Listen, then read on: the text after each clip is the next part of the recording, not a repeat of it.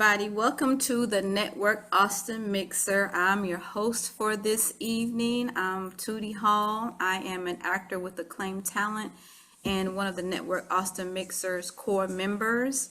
And we have Gary L. Wimmer, who is a founding member. Gary? Hello, folks. Great to have you, Tootie. You make a great interviewer and a great core member. And thank you for organizing this with Dr. Meeks and Barry. And I'll pass it back to you, my dear. Thank you. So this evening, I am very honored that we have two very accomplished professionals in the music and public relation industries. And I think together with their expertise, it spans from the public relations and the music industry, and they're ideal subject matter experts for actors, artists, where you can, I hope you can get something out of this, something that they say that where you can learn something, okay? So on that note, Barry and Dr. Adrian Meeks, could you all introduce yourselves, please? Yeah. Tell us a little bit about yourselves. You go, Barry.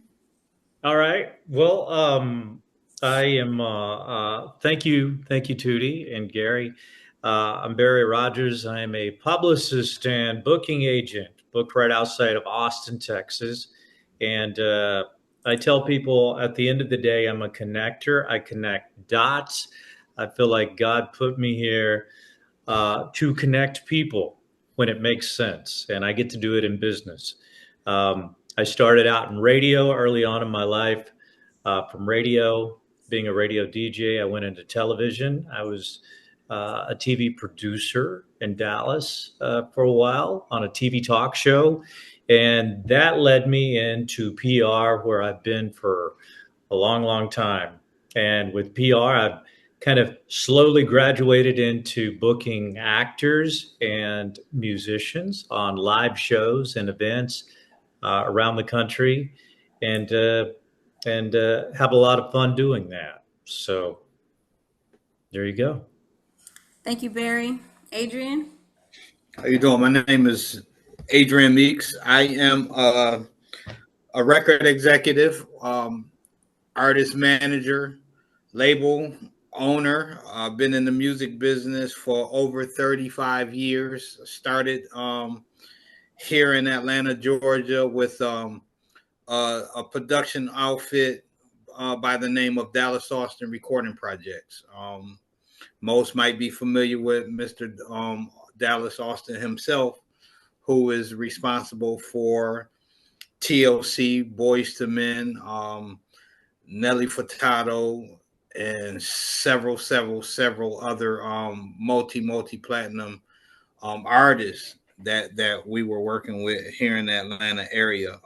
But at a young age, I started off in the business as a creator, being a songwriter and a musician, producer myself.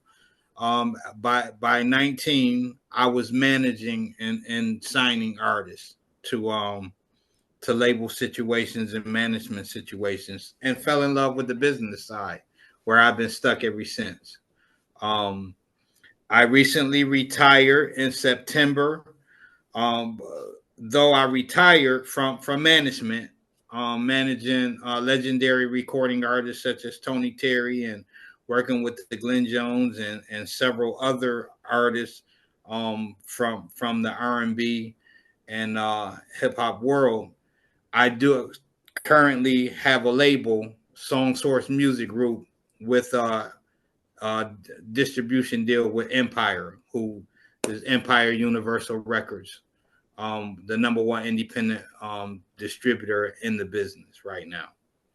So here I am. Thank you so much. So before I start asking these questions, I just want to remind you all, if you have questions, don't write your questions in the comment section. I'm going to ask questions for 30 minutes. And after those 30 minutes, you all can openly ask your questions by using the raise hand button. And that's how we'll keep in order. So my first question to you both are, what are some common mistakes that artists or music companies make when trying to grow their brand in business? Artists or actors? Dr. Meeks, I'll let you go with this one first. I would say some of the mistakes that artists in today, they're content creators. Some of the mistakes that they make is they rush to release content. They rush to release their content very unprepared. With records in the music industry, we have what we call rollout. Nobody knows what that is today, because the internet has made it so easy for somebody to just upload content or whatever new music or new release they have, and they think it's about that fan base, whatever that fan base they might be pushing their music towards, to just click a button. But that's not really how the real world of the music industry works. So I would say not being prepared to really have a rollout to put content in the right space for people to even notice you have music out there, and to generate a buzz, or more important for us as record executives, to make money, sell records, units. Barry. There you go. I think a lot of it lacking strategy, trusting the wrong people. A lot of people in this business, they will promise big things, wanting money up front, but then the ROI just isn't quite there. So I think being so eager to be a big star, wanting to hear big things, and there are a lot of people in this business that know how to talk the talk, but then when it comes to being able to back up what they're saying, the substance just isn't there. And so I hear a lot from people who paid a lot of money to people they trusted. And artists are very vulnerable. They're very vulnerable. And this business is very learn as you go, if we're talking about the music side of things.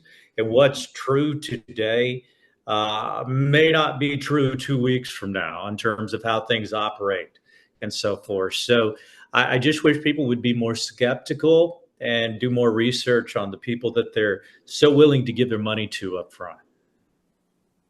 Okay, thank you. So my next question is, can you share an example of a project where your consulting significantly improved an artist's career or a company's growth? Anybody? Dr. Meeks, you want to go first? I would say I would use Tony Terry for this question, only because Tony Terry was a legendary artist, recording artist in his day, with Everlasting Love and With You, that was out 30 years ago, and it's a hit today.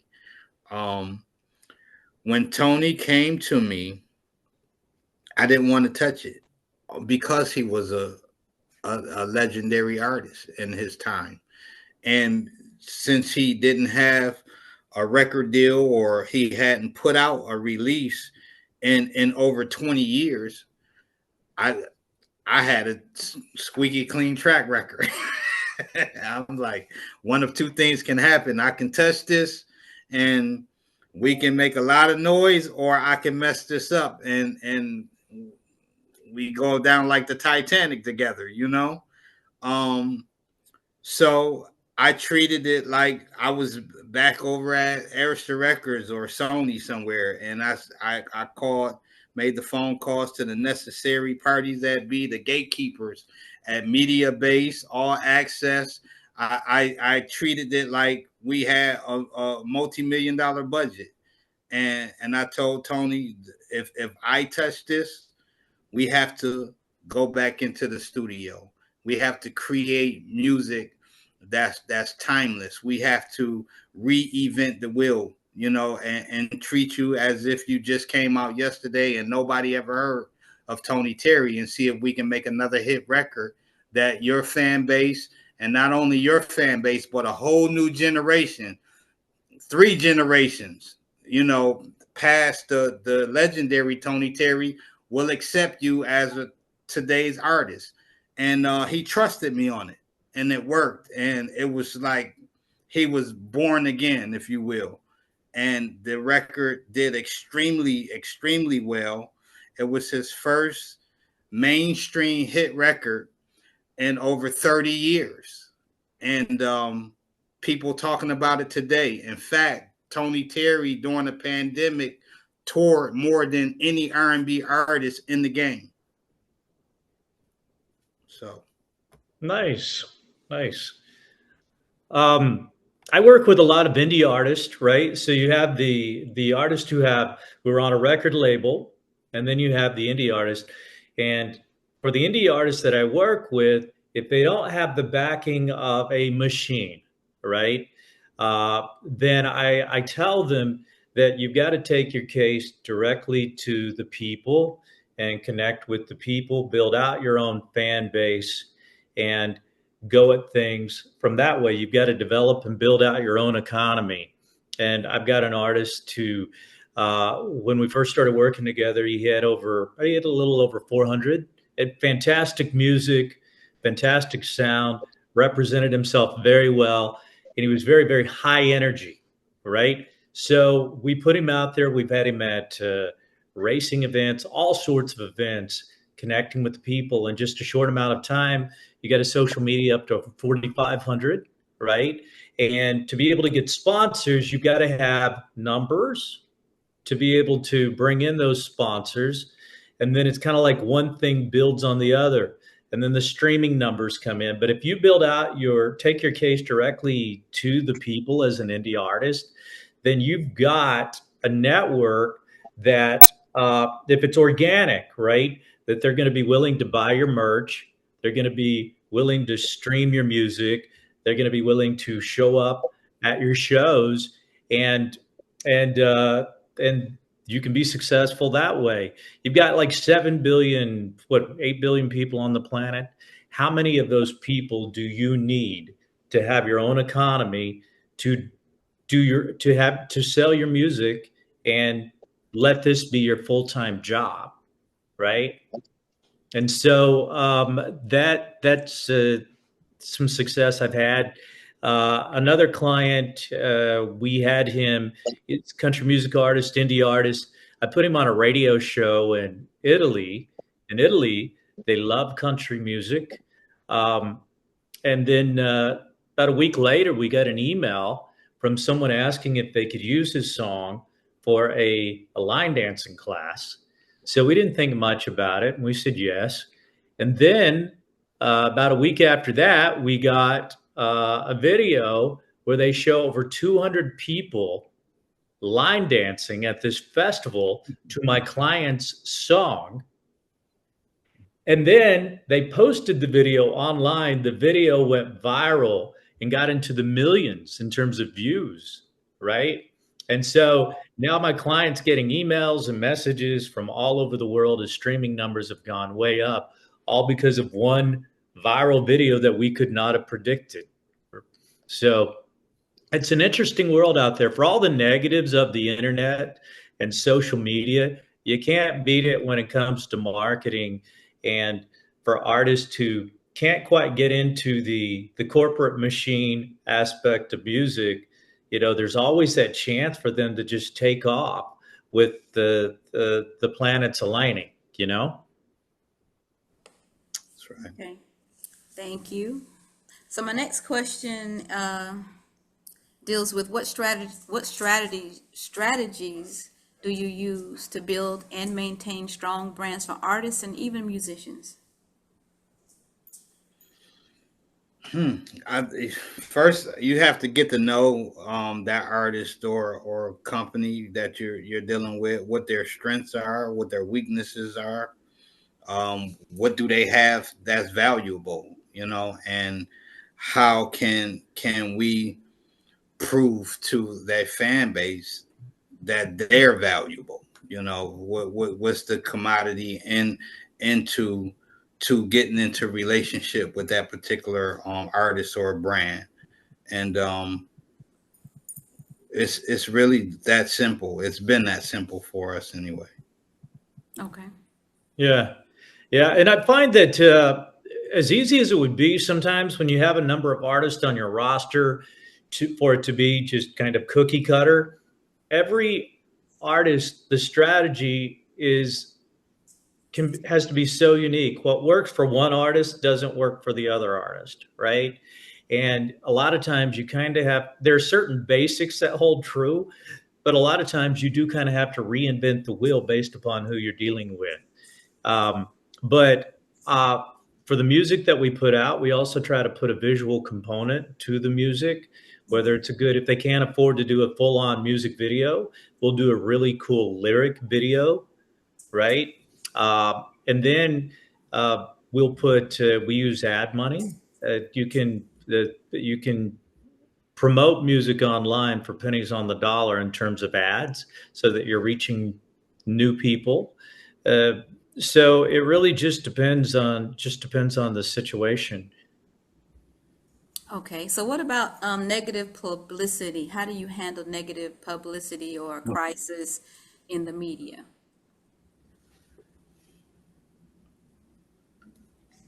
Dr. Meeks, you want to go? Yeah, it's tough, right? Because today we have so many bloggers out there. I was dealing with a situation going back to Tony Terry again, because Tony Terry is a legend.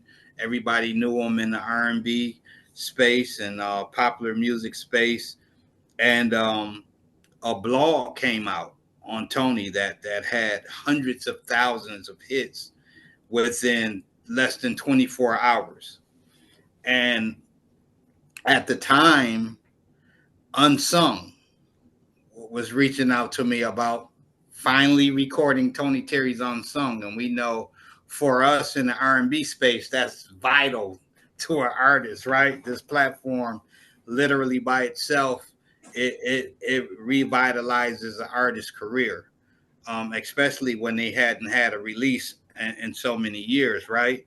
Because the fan base and the world get to see their story. So this blog comes out and the information was just so not right. It was so incorrect. I reached out to him. And by the grace of God, the content creator and the owner of this blog answered my call. And the way I handled the situation, where we developed a relationship, and she took that blog down contingent upon me giving her the exclusive interview for Unsung, right? And they took that blog down. And when I tell you that there was so many other blogs from that one blog in less than 24 hours. So it's just the way you handle people, if you are a people's person, and I've always have been, thank God, that's what kept me in the business for over 30 years. Relationships is everything. And she heard my heart. We developed a relationship, and I literally saved somebody's career because of it. Nice. So getting out ahead of the story, right? And with your own narrative as far as what's happening. That's right. Yeah, yeah. Well, I have been very, very blessed. I think one of the biggest challenges when you are working on your own as an agent or a publicist is you don't belong and you're not with a firm of 10 people, is that it's the vetting process and who you represent, what you're willing to put your name out there with. I've been very blessed by the grace of God that the artists that I've dealt with, actors that I've dealt with, they I haven't had any issues in terms of, but it's something that I study all the time and observe with other people. And it really just depends on the situation and circumstance. But I hope that if you have a roster full of good people, it's not something you have to deal with very often. Yeah, absolutely. Okay, so can you describe a time when you negotiated a deal that greatly benefited the artist, the talent?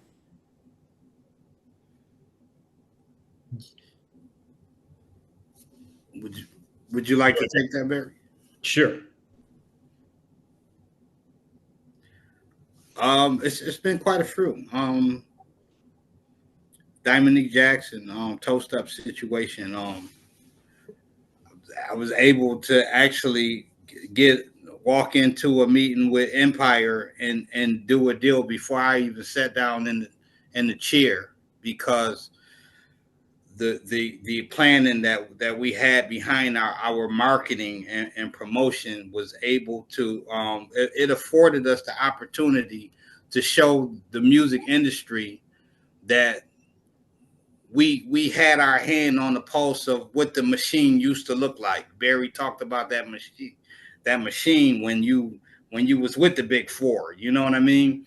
And so being an independent, you don't have an A&R. I am the A&R. I am the manager. I am the marketing. I am the promotion, right? It's three of us in the room as opposed to a boardroom with 20 guys, you know, or gals brainstorming how we're going to do a release. And with my small team at the time, we were able to just strategically put together how we would do releases, and it afforded us to walk into Empire and do a deal with them without even sitting down in the table. It's like, are you guys serious? You know, because they believed in what we were doing, because of our marketability, because of the sonic, the music that we were putting out, and the artists, brand new artists that we were signing that was doing numbers on the level that your A and B recording artist was doing in the R&B space. So I would say the deal with Empire was unbelievable to this day. Okay. Yeah. I would say that booking actors on the more on the acting side of things. I represent actor Barry Corbin. You know, Corbin's been in lots of. He's got over 40 years worth of movie and television credits, and I've been very blessed that he loves to do theater. Theater was part of his life early on. He was by the time he'd become famous and urban cowboy, he had already spent 20 years in theater as a classically trained Shakespearean actor. And so now at this stage in his career, he wants to be back out there doing theater. We do something called an evening with Barry Corbin, and we book him all over the state. We book him at festivals and old historic theaters. So I have to call these places and we negotiate a fee.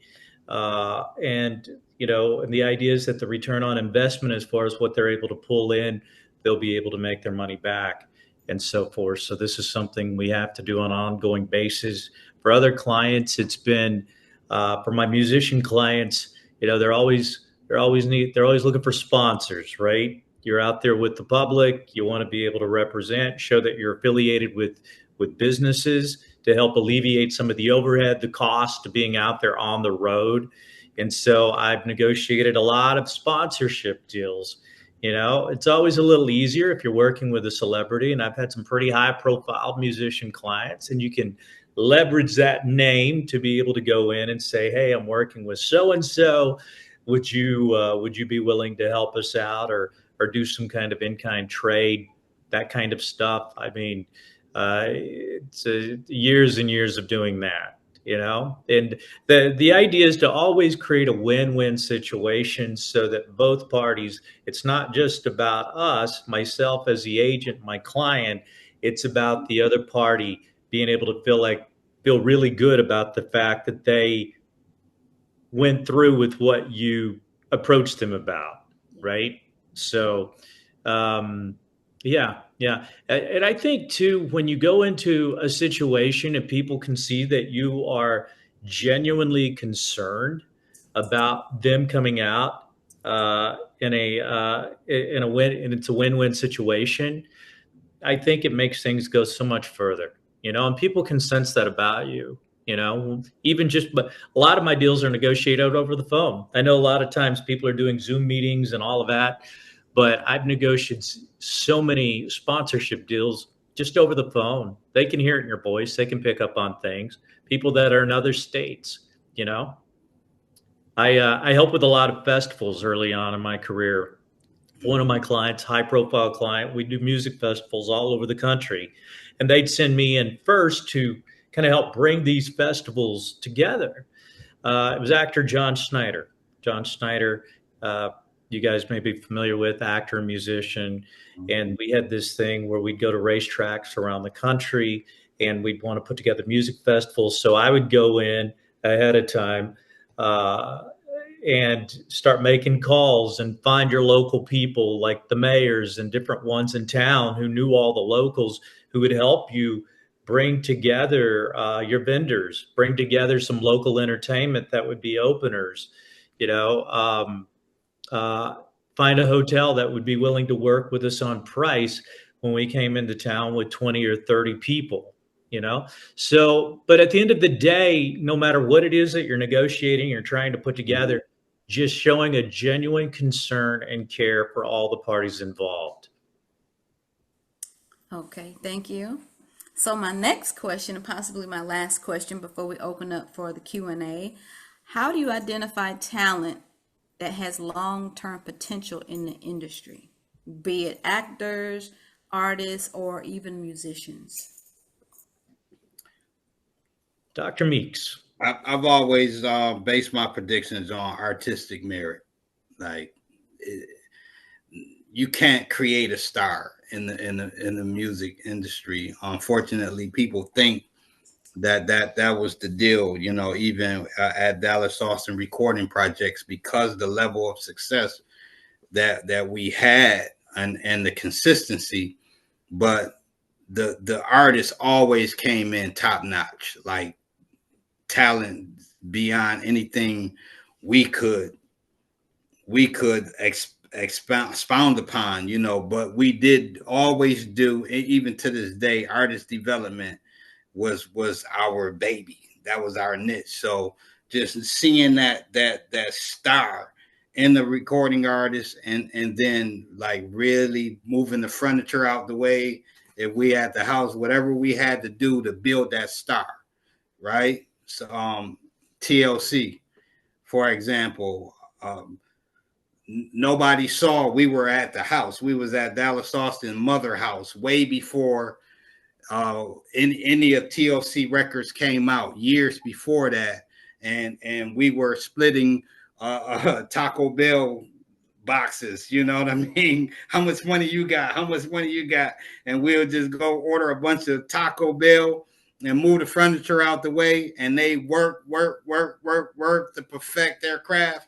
And when TLC came out, people were like, where they come from? But they was always there. And the star power that they had, they came in the door with that star power. We just saw it, you know. Same thing with Another Bad Creation. Same thing with Boys to Men. You know, it was just there. Nice. Mary? I've been super blessed that two parts to this question. So there are the actors that I've worked with, the musicians I've worked with, some of them, the ones that are well known, they've been in the business for a while, right? So they've got a track record, they've got a fan base that's there. But what I've studied about them that's allowed them to go as long as they have and do what they do is authenticity. I mean, I go back to Barry Corbin. I don't think he'd mind me talking about him tonight, but he's so authentic, you know, over 130, 130 film and TV credits. But people still get a sense that what they see on screen is what they're going to get when they deal with him in person. And it's the truth, because he's such an authentic individual. And I think authenticity reigns supreme. And so when I'm working with indie artists that aren't as well known, I look for that authenticity factor. You know, are they doing this for the right reasons? Are they doing it because they genuinely love making art and they're trying to, you know, that they really feel like they have something to say? They're not just trying to be famous. You know, they're not just trying to be a superstar. You know, they genuinely want to get their music heard.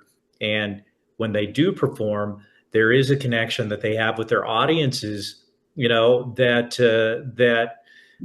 you can't quite explain. So I think authenticity is the one thing that I look for the most when it comes to one. If I want to work with them, help them uh, get their art out there to the world. Okay, so now we're gonna open it up for Q&A. So if any of you have any Ladies and questions, gentlemen, this concludes today. if any of you have any questions that you all would like to ask them, just there's an icon at the bottom of your screen. Just click that hand that's raised, and we can start with the Q&A questions. If not, I will keep asking questions.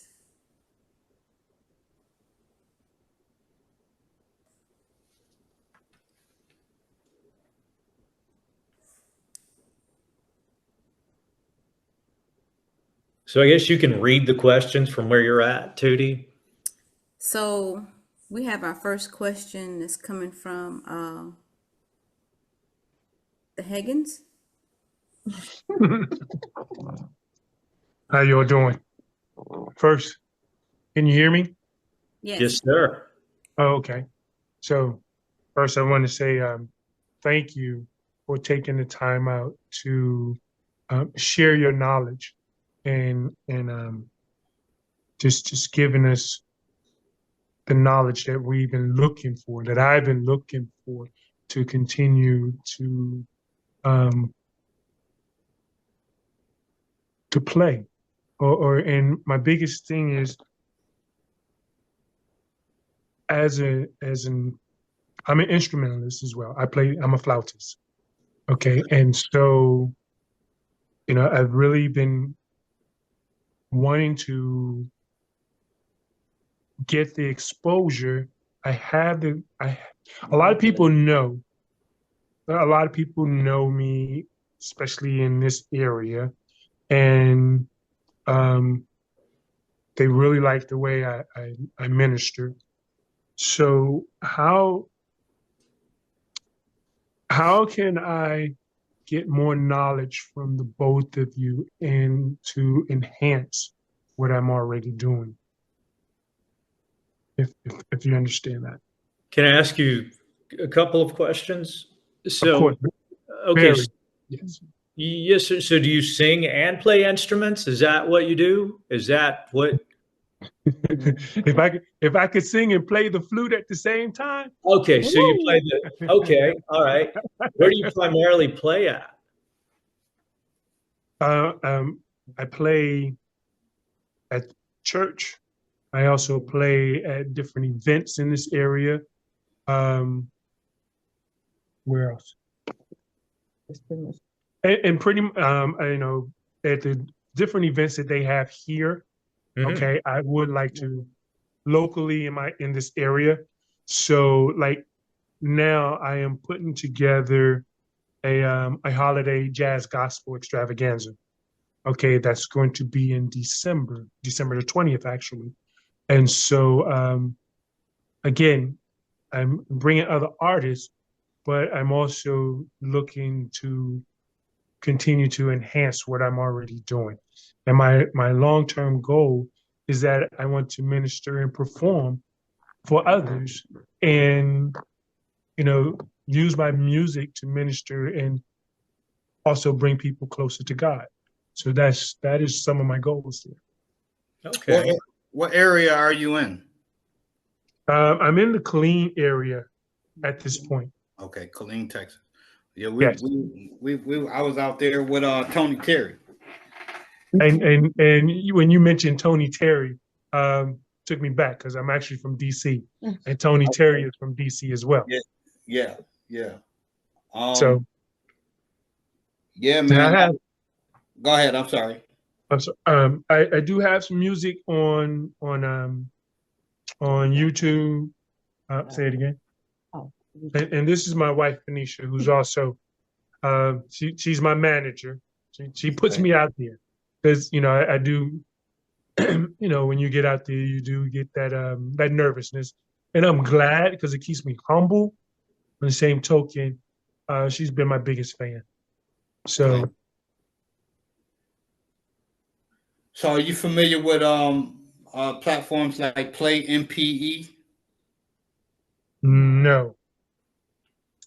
So there's different platforms out there that give independent artists the opportunity to put singles on their platforms, and they're very popular. And they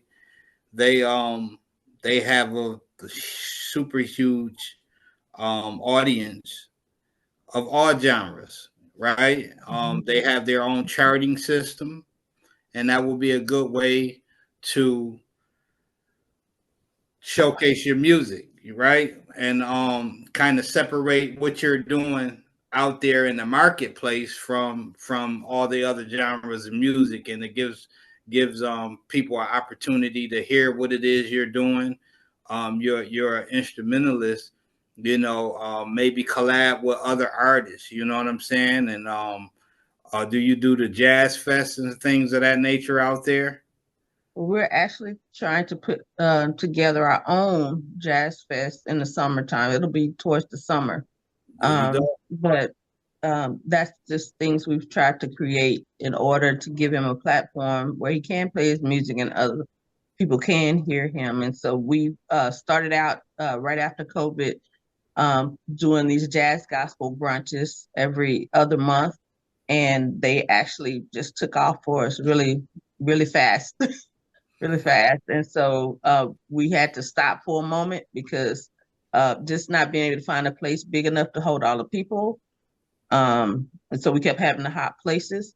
And now we are going to go with the Civic Center, which definitely holds more people if we need be for this next event. And we're hoping about 250 people. So from there, just see where we can go from there. Quincy Jones, may he rest in peace. Go do a EP of some of Quincy's hits, man, and put that stuff out there. You know what I mean? And you'll be amazed, man, by how many hits you get. And at least that will give you an opportunity to showcase what you're doing on that bad, Yeah. Okay. Now, here's my other question. So, how can I get the opportunity to work with the both of you? I'm just me personally. I retired in September, and I'm only working in the space of consulting. Right. Okay. You can reach out to Tootie. She'll get your information, and I'll reach back out to you. We can have a conversation. Okay. All right. Most definitely. It sounds like you guys are doing a lot of the right things. We'd said earlier about when you're an indie artist and you don't have the machine behind you, you get out there and you're connecting with the people. We talked about authenticity. It's about letting your music, your art speak for itself. It's a very heart connected thing. And so it sounds like you guys are gaining a lot of momentum with your live events and what you're doing. I have a philosophy that, stardust always makes the brand shine a little brighter. So if you can get a name that's got some celeb factor in there, for some of these events and attach your event to that, using the name as the draw to bring people in, that could be a good way to go, using some sponsorship dollars to be able to pay the fee of that name. At Play MPE, talked about Play MPE. It's a wonderful distribution service for indie artists. And they'll give you a readout, right? I'll show you like who's playing your music. Do you guys have music that's recorded, that's out there? New music on the way, that kind of stuff. So it's a great distribution service. You can see the stations, online stations and terrestrial stations that are into your stuff. You call those stations, you talk to them. A lot of times stations have festivals that are that they promote, that are near them, so all those stations could become allies if you use something, use the Play MP format. Also getting a big videographer. You've got two things. You've got the story. You could have the most amazing story in the world, but just what matters is just as much as how that story is being told, right? So you got these wonderful performances. What you should have are videographers out there shooting and editing your performances in such a way, right? I call it very polished, very product behind the glass, and putting that stuff out there on your YouTube, on your social media. And when you're approaching sponsors, you send them that link with that video, showing the best of what you are, right? Um, and let the videos do the talking for you also. So we have a videographer slash photographer that does those things for us, as far as being at our events. She's created commercials for us for the event. So we have those things out there on YouTube. Yeah.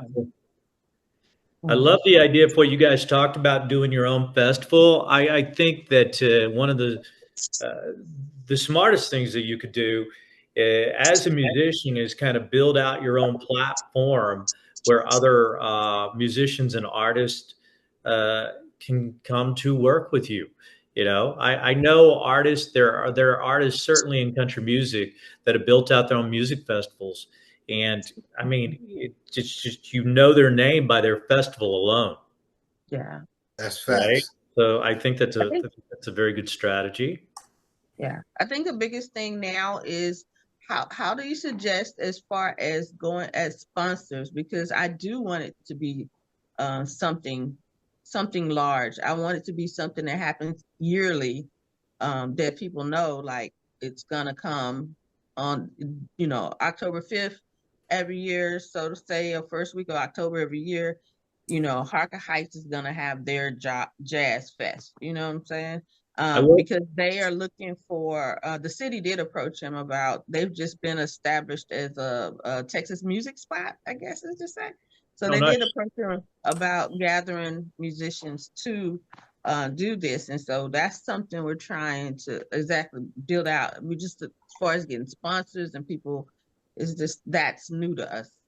Yeah. So I work with award shows, music award shows, and sponsorships, and I'll be driving down I-35 and see a billboard, and I'm like, oh man, this would be a great one for our awards show, right? Okay. And then I'll call them up and I go, look, here's what we've got. I think that we've got an audience that would go out and buy your product, and I marry business and entertainment together.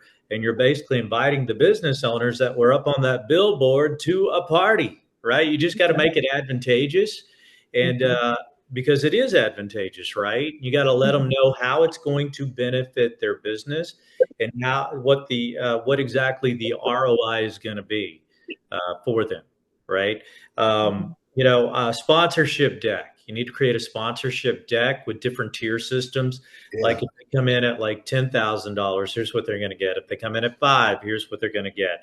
And create bullet points below the 10,000, below the 5,000, below the 3,000, below the 1,500 or 500. However, maybe 500 is the lowest tier there is. And here's what they're going to get for doing that. Right. Okay. But make it advantageous for them. Make it so that they win, and you're not just they don't see you as just asking them for money for your event. There's got to be a real payoff, right? And by making it all about them, then they become much more excited about what it is that you're doing. Show them how it is that you can celebrate them, and give them tickets, give them backstage passes for their party of 7, and it's a whole list of things that you can go into to create benefit for people giving you money for your event. That's right. Thank you, That's Barry. great advice. So we have 2 more people that have questions, Katrisa and Shelly, and we have about 10 more minutes left. So Katrisa, what's your question? Hey, nice to meet y'all. How you doing? So I'm Katrina. I'm in the Harker Heights, Texas area. I know a few people on here personally, so it's nice to meet all of you. I got a couple questions, but it seemed like you kind of dabbed into the question that I had. One of my questions, because because I'm a student, so I kind of was taking in what you're saying. So my question is, how do I start doing exposure before I start showcasing my work and or business? What is it that you do? So, what's your field? so my field is fitness. However, another thing that I have is something that um I haven't really said a whole lot. But it's basically to kind of bring in the community. And I want it to become international, but I'm focusing on local for right now. So I want to do something from the home, but then I wanted to, expand from the home. Community So is like, oh, everything. So right. so so even if you have to start off by creating that community, right? Even if it's a community of 50 people, right? Where you get those 50 people together and you create content, video, you guys in the workout space, right? And and if you do that and you get it to me, because I know quite a few people, for me coming from the music industry, I know a few people that's in that workout space that's doing extremely well. I can't speak to how they marketing and things of that nature work, because I'm obviously not, in the space of you know um bodybuilding or working out or anything like that. But Phil Wheaton is like, that's my man, and he got millions of people out there right now currently doing something with Billy Blanks, and you know what I mean. So Yeah, if you I create remember the him. content, there's people in that space, and it's a big thing right now. I know some young ladies right here in Atlanta. One is like a sister of mine, who is a champion, from the bodybuilding space. That's doing workout videos. Jarnine Brown, like, it's so many. So you speaking about it, the connections and the contacts are there. I can't really tell you, and I won't even try to tell you what it is you have to do to get your feet wet in that area, because I'm just green right there. But if you build that small community, put up 50, 25 to 50 people together, right? And start building a community and a platform, and you get it to Miss Hall, and we'll make some connections for you. I definitely can do that in that space. All right, I appreciate it. Can I get my last question real quick? Yes, ma'am, you have 2 minutes. All right, I got it. I already got it written down. Okay, so how do you 'cause this is the one that kind of we talked about a little bit. I was hearing with the sponsorship tier, but my question is, how do you get or what are the high profile minimum prices to have someone come to a venue, and does that include travel, room and board, and food? It's all in who you trying to bring, and whatever they writer requires. Everybody is different, right? But for the most part, once you contact whoever it is that you're trying to do, um, just ask their management for their writer requirements, their fee. And a lot of people, it's not crazy as they used to be back in the day, where they have this laundry list and outlanely writers, but unfortunately, when you're talking about getting in the space of promotion, it costs, right? Um, and your typical celeb, it's going to run you, so have a set budget. You know what I mean? You can kind of dictate where you want to start based off of what you have to work with, right? And that's easier than just trying to make a bunch of phone calls. You know, we take them every day. Somebody is calling. They want brandy, but they don't have brandy money, right? But so it's not good business for us as promoters or to call artists or artist management, asking them, you know, are you available this date? Somebody wants you who really don't have the budget to do what it is that they say they want to do, right? So it's easier to make those connections when you say, I got a $20,000 budget. Who can I get, you know, to come to Killeen, Texas, this date, this time? You feel me?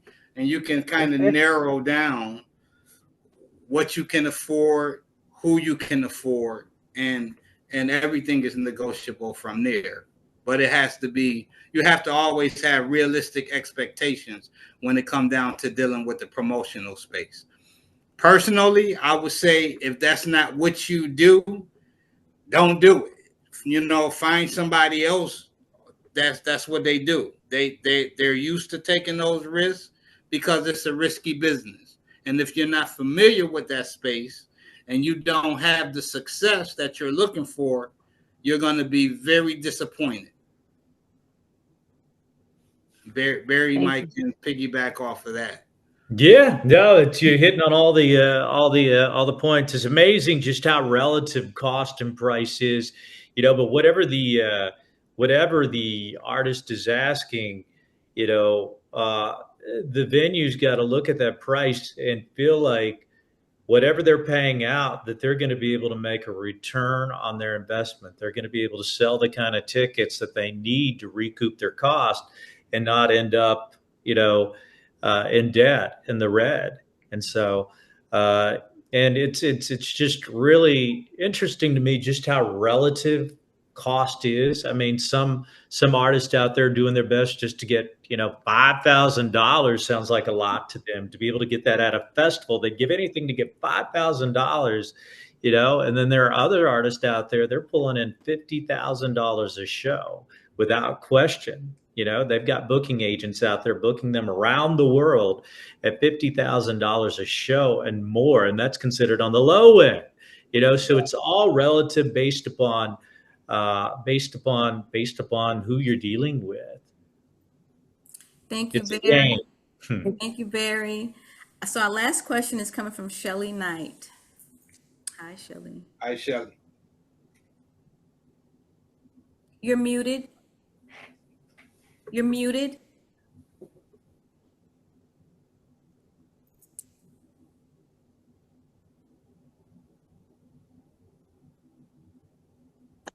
There we go. Can you hear me now?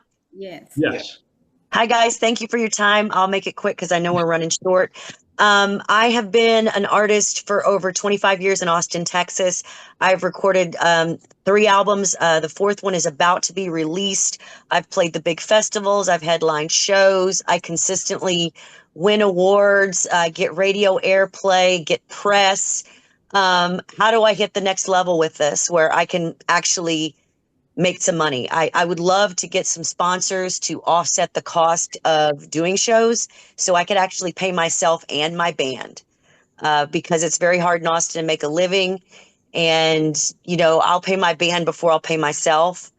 But at the same time, you know, gas costs money to drive to these shows and things like that. And you have to eat on the road. So I need to know how to hit the next level. Who can I get my stuff to?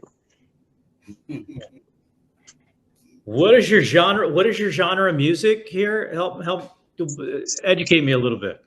I would say I'd have to put it in the box of like classic rock. Okay, Harder classic rock. Yeah. Are you cover band or are you originals No. combination? No. We will do some covers, but 90% of our show is original music. Original music. Okay. Yeah. And do you travel all over the state of Texas or always within Mostly, yes. We have gone up to New York and played some festivals up there. But I really need to know how to hit that next level. I mean, 2 of my guys in the band, they were signed to Priority Records in the 90s. They're fantastic. I myself have been a radio personality in Austin since the 90s, so my name is a little more well known. Yeah. So I've worked for a lot of stations. I also worked for an indie label doing promotions. So I have a background in that. And I've recently returned to acting. I was cast in 1923, and I have auditions tomorrow, and I have a meeting in 2 weeks with Acclaimed Talent. So I'm looking to get into more acting, but my passion is singing and doing music. I currently teach voice along with teaching in school. So I do a lot. But I would really like to hit that next level by getting some sponsorships. I'd like to have some kind of banners on my stage. I've known people that got sponsored by, alcohol or, even like Fender strings, things like that, music stores, anything like that. How do I get to that level? Who do I talk to? What kind of management do I need to seek? And can you guys point me in the right direction? Yeah. And that's all. Are you the booking agent, or do you have booking agents? I work with a couple different ones, but usually I do it myself. Yeah. I tell you what, so this would be a much longer conversation, so I can get an understanding of your world. Just call me. Just call, okay. and we'll do. I'll be able to ask some of the questions in terms of pricing and stuff like that, and see if I can connect you. It's a free consult. It's fine. Okay. So can you send me your number or something? I mean, I'm on Facebook. You can look me up that way, or. Yeah, I'm on Instagram. I'm on Facebook, and we can connect here through Tootie. So I'd be glad to talk to you. Okay. Do a free Cool. I usually do like a free hour consult. So thank you. That'd be great. I appreciate it. Yeah. So this concludes our Network Austin Mixer, and I hope you all learned something, and everything they put out was very beneficial to you all. So my last question to Adrian and Barry is, if you can end with some encouraging words or any advice that you can give anyone here. I mean, you got half of the battle won because you in the fight, right? We live in the day and the age where there's so many outlets. You are the industry now. You are the new age industry. And it's so many platforms, it's so many outlets that's accessible to independent artists today. And keep creating hit records, potential hit records. As we say, nothing is a hit till it's on the chart, but keep creating great music. Shelly, you have you're familiar with there's a platform right there in Texas. It's at the tip of my tongue, and it'll be good for you. Do you have records out currently recorded professionally?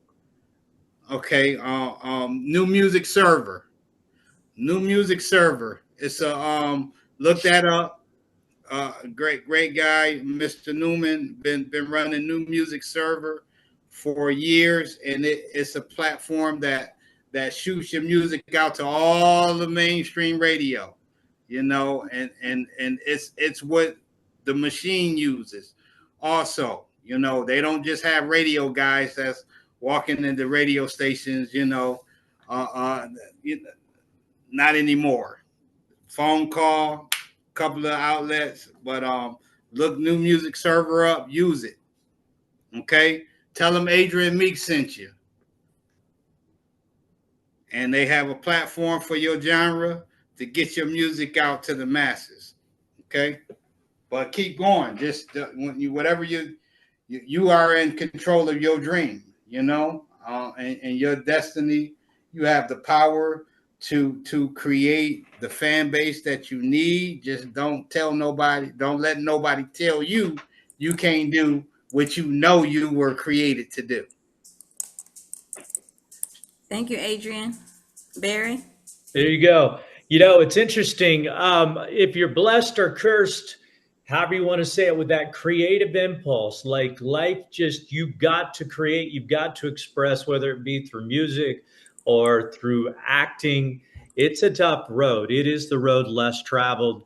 And I always tell people, I'm like, you can always buy creativity. You can always buy those creative outlets, right? If you've got a stable job, if you've got good income somewhere, you can always buy those creative experiences and finance your way, right? Into places and opportunities that you might not be able to get to otherwise. The life of a starving artist is not one that I envy. You know, I say all the time, it's a very, very tough road for actors. If we start with, say, actors in today's world, because, you know, one, there's more opportunity than ever with so many platforms, but the money's also been very, very diluted. People like to ask Barry Corbin a lot of time during our shows, and he's obviously a highly accomplished actor. But at 84 years old, he says all the time, he still doesn't know where his next job is going to, you know, come from. It's just the nature of the business. And he'll jokingly tell people, he's like, well, if you can do anything else, do that instead. And it's kind of his way of saying it's a tough road. So if you're going to do it, then you've got to be all in and so forth. So my advice is just, you know, it's one thing to follow your dreams, but also be smart about it, and just make sure you've got some kind of financing, because it makes it so much easier. That's right. So again, thank you both for coming. Thank you, Barry. Thank you, Adrian. I hope you all come back again one day, very soon in the future. And thank you, everyone, for also coming out. I hope you enjoyed it.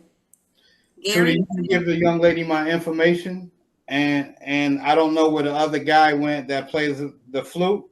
Are they Yes. still there? Yes.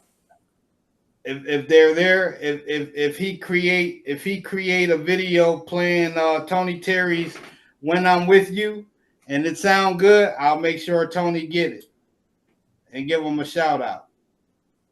All right. Well, thank you all for coming, and I'll get that information to you all. Thank you, guys. Gary, do you Thank have you. any final words? Yeah, I just wanted to say thank you to both of you, Barry, Dr. Meeks, and Tootie as well. Excellent host. I learned to do my own thing my own way. So did you, Barry. So did you, Dr. Meeks. Tootie, most of us do. Don't shy away from what you feel in your heart. Pursue it, do it, have faith. You're going to get curveballs, but that's what makes you a good batter, period. Thank you all for being with us tonight. Good. Thank you, Tootie, Barry, Dr. Meeks. Bye-bye, everybody. Thank you, guys.